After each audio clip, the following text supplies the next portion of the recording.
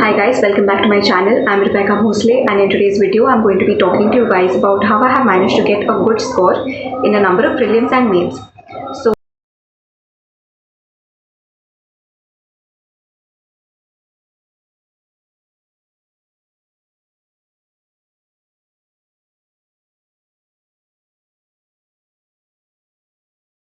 to begin with, I was a very average student at school. One thing I knew is that I was very bad at quant. I was okay-ish at reasoning, but I knew one thing, that I was good at English. So the strategy that I devised for myself while preparing for banking exams was this. I thought that my quant, I can improve it a little bit, and from my score of 15 I can go up to 20. I knew my reasoning also, I was decent at it, so I could get better at it. But one thing I knew is that English is my forte. I knew I was good at English, so the only thing I had to do was better my English, and I knew I had to get the highest possible marks in English in order to nail the exam.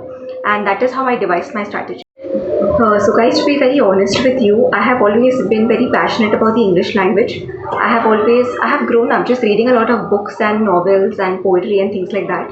So I was really excited about getting better at the English section. But when I started my preparation in my first year, so the first thing that a senior had told me, when you start preparing for any examination, start reading the newspaper. And that was the biggest blunder in my life. Because mind you, I was a person who had never given myself exposure to the news and things like that. In fact, it was the first time I was reading an actual newspaper in my entire life. So shifting from novels and storybooks right to the newspaper was a very big shift to me, which I did not take very positively. The newspaper language itself was very heavy for me to digest, and in short, it was a blunder. So I felt very discouraged in the beginning, but I somehow managed to get myself back on track. So the first tip that I have for you guys is ditch the newspaper. Don't read the newspaper unless you are somebody who has been reading the newspaper for years and years together. Then you may go ahead and read the newspaper. But if you are somebody who's into fashion, then go ahead and read Vogue. If you are somebody who likes cooking, read cookbooks. If you're into travel, read travel magazines. Whatever it is that you like to read, but don't start with something that is completely different from what you like. So that is my first tip for you guys.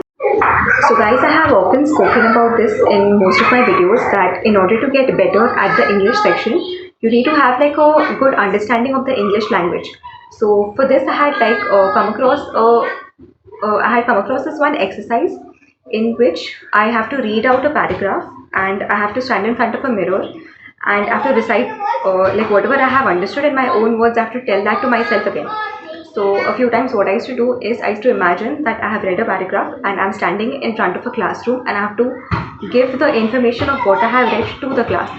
So of course, when you have an audience, you want to give them the best of the information that you have read, and that is the reason you start becoming more aware of what you are reading, and that in general just increases your confidence, and it also gives you a better understanding of the language.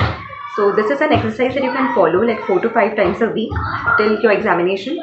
That read out a paragraph and recite it to yourself in your own language, in the English language, but in your own words in front of a mirror, and it will surely help you. Another exercise that I used to follow is this. I like to call it the translating game. So in the whole day, you come across a number of sentences that people say in Hindi or in Marathi, and I used to try to translate them to myself in English.